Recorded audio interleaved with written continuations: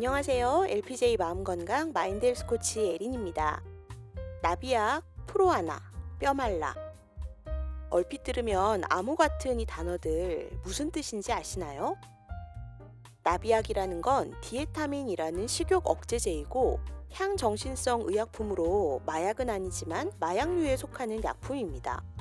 또 바짝 말라 뼈만 보이는 거식증 환자처럼 되고 싶어 하는 사람들을 프로아나라고 부르는데, 프로아나라는 말은 찬성한다는 뜻의 프로와 거식증을 뜻하는 아나를 합친 말이라고 하죠. 이들이 추구하는 모습 중 하나는 키에서 120을 뺀 숫자가 몸무게가 되는 극도로 마른 뼈말라 상태라고 합니다. 각종 부작용에 시달리면서도 극한으로 마른 몸을 추구하는 극단적인 사례가 마음을 아프게 하는데요. 하지만 다이어트를 간절히 원하는 마음은 어느 정도는 공감하실 수 있을 것 같습니다. 다이어트는 왜 그렇게 어려운 걸까요? 그리고 도대체 어떻게 해야 건강하게 살을 뺄 수 있는 건지 사연과 함께 살펴보겠습니다. 아침부터 퉁퉁 부은 몸을 힘겹게 일으켜 겨우 일어난 이분은 더부룩한 배 때문에 상쾌한 아침을 맞은 적이 없습니다. 5년 전 처음 독립했을 때는 건강식을 만들어 먹기 위해 나름대로 마트에서 장도 보고 새로운 레시피를 찾아보기도 했었는데요. 일이 너무 바빠지면서 그럴 여유가 사라지고 말았습니다. 나를 위한 요리는 사치였고 배달 음식과 인스턴트가 최고의 해결책이 된 거죠. 언젠가부터는 주말에 든든하게 혼밥을 하면서 배가 부르다 못해 아픈 걸 행복으로 느끼게 되었다고 합니다. 물론 불편한 행복이었죠. 체중계 숫자가 달라지면서 입던 바지가 불편해져서 옷을 새로 사야 했고, 예쁜 옷은 맞는 사이즈가 없어 이제 살 수 없게 되어버렸습니다. 고개를 숙일 때마다 보이는 불룩한 배, 늘어난 턱살이 자꾸 눈에 거슬립니다. 결국 다이어트를 시작하면서 굶어도 보고 운동도 시작했는데요. 하지만 스트레스를 달래주는 것도 열심히 일한 자신에게 줄 수 있는 보상도 결국 음식뿐이었다는 거예요. 먹고 난 후엔 어김없이 죄책감이 따라오지만 먹는 순간만큼은 한껏 행복했으니까요. 그러면서도 이제는 지하철 계단을 오르내리는 것이 힘들어지면서 건강에 문제가 생기진 않을까 걱정이 큰 상태라고 합니다. 예전에 날씬했던 몸으로 돌아갈 수 있을까요? 우리가 생각처럼 쉽게 살을 빼지 못하는 이유는 무엇일까요? 4가지로 말씀드릴 수 있는데요. 바로 스트레스, 탄수화물, 영양 결핍, 기초 대사량 때문입니다. 먼저 스트레스를 살펴봅시다. 스트레스를 받으면 코르티솔이라는 호르몬이 늘어납니다. 코르티솔은 근육을 파괴해서 기초 대사를 떨어뜨리는 일을 해요. 스트레스를 받으면 인슐린도 늘어나는데, 이 인슐린 때문에 혈중에 당이 많아지고 떠돌던 당이 지방으로 바뀌어 몸에 쌓이게 됩니다. 다이어트 자체도 스트레스인데 혹시라도 만성 스트레스 상태라면 코르티솔과 인슐린이 계속 작용할 테니까 당연히 다이어트가 효과를 보기 어렵겠죠. 두 번째, 탄수화물을 많이 먹으면 인슐린과 렙틴이 많아집니다. 인슐린은 살찌는 호르몬이고 렙틴은 포만 호르몬인데요. 인슐린과 렙틴이 많아지면 인슐린 저항성으로 복부 비만이 생기고 렙틴 저항성으로 식욕이 늘어납니다. 게다가 탄수화물에는 중독성이 있어서 자꾸 찾게 되죠. 이 중독성은 심지어 마약인 코카인보다 강하다고 해요. 많은 현대인들이 이미 탄수화물에 과하게 의존하고 있다는 건 다들 알고 계실 것 같네요. 세 번째로 영양 결핍입니다.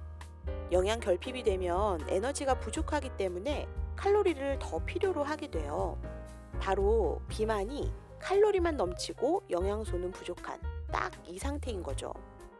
비타민과 미네랄이 부족하면 에너지를 잘 만들어낼 수 없는데요. 우리 몸의 에너지 발전소인 미토콘드리아가 고장나면 만성 피로가 생기고 칼로리를 더 섭취하고 싶어지는 겁니다. 무작정 굶거나 한 가지 음식만 먹는 원푸드 다이어트를 하거나 식욕 억제제를 장기간 복용했을 때 폭식증이나 요요 현상이 생기는 이유 중 하나도 바로 이 영양 결핍이라고 할 수 있습니다.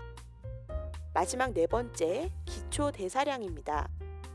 숨만 쉬어도 소모되는 칼로리인 이 기초 대사량이 줄면 당연히 다이어트가 더 힘들어집니다. 기초 대사량이 떨어지면 물만 먹어도 살이 찐다고 할 수 있겠죠. 기초 대사량이 떨어지는 이유로는 영양 부족, 수면 부족, 운동 부족 등이 있습니다. 이제 다이어트가 힘든 원인을 알았으니 해결 방법을 찾아야겠죠. 다이어트로 고민 중인 사연자에게 정신과 전문의 후 박사가 전하는 탁월한 처방은 무엇일까요? 첫째, 인슐린을 낮추세요.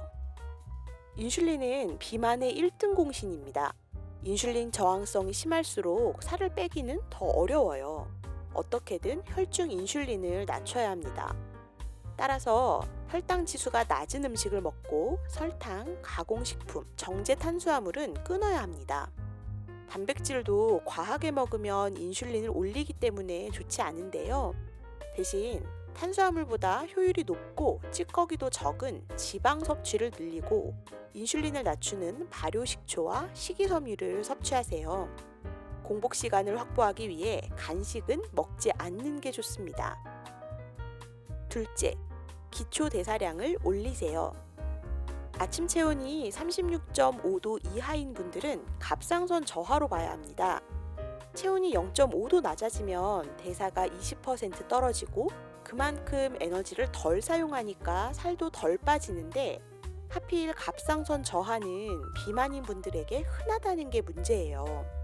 어떻게든 기초 대사량을 올려야 하기 때문에 영양소가 풍부한 음식을 먹고 근육을 늘릴 수 있도록 단백질도 꼭 챙겨주세요.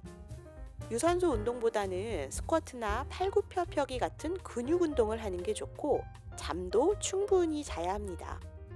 에너지를 만들고 해독하는 데 꼭 필요한 물도 많이 마셔주세요. 셋째, 입맛을 바꾸세요. 대다수의 다이어트는 칼로리를 제한하죠. 하지만 칼로리를 제한하다 보면 배가 부르다고 느껴야 하는 포만 중추가 고장이 나고 그래서 배고픔을 참을 수가 없게 됩니다. 그러니 칼로리를 제한하는 다이어트는 멈추고 식단을 바꿔보세요. 앞에서도 탄수화물을 줄이고 지방을 더 섭취하는 것이 좋다고 말씀드렸는데요. 저탄고지 식단은 렙틴 저항성을 극복하는 데도 도움이 됩니다. 지방은 포만감이 무척 오래 갑니다. 무려 10시간인데요.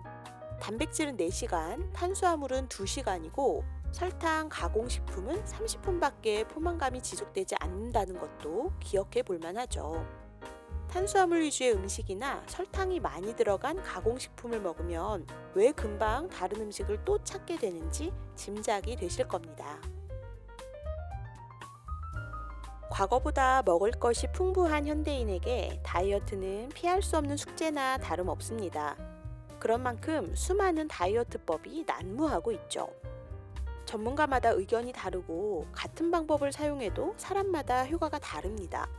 또 비만은 유전자가 결정한다, 지방을 먹으면 살이 찐다, 칼로리는 다 같다 등 여러 속설도 있습니다. 하지만 실제로 비만의 유전적 원인은 8% 뿐이라고 하네요. 유전자보다는 음식이 문제라는 거죠. 과도한 탄수화물 대신 좋은 지방을 먹어야겠습니다. 또 칼로리보다는 호르몬이 더 문제인데요. 그 중에서도 인슐린과 코르티솔의 영향이 크다는 것 또한 기억하셔야겠습니다. 건강한 몸은 우리를 살리기 위해 때가 되면 식욕을 느끼고 미래를 대비해서 몸의 영양분을 저장합니다. 그게 건강하고 아름다운 몸이죠. 주위에서 음식을 너무 쉽게 구할 수 있다 보니 균형을 잃은 것뿐이지 배고픔을 느끼고 몸에 살이 찌는 것 자체는 잘못이 없다는 사실입니다. 그러니 오늘도 나를 살리기 위해 열심히 배고프다고 신호를 보내준 내 몸에게 건강한 음식과 적절한 운동과 충분한 잠으로 보답하는 건 어떨까요? 그럼 다음 영상에서 또 만나요.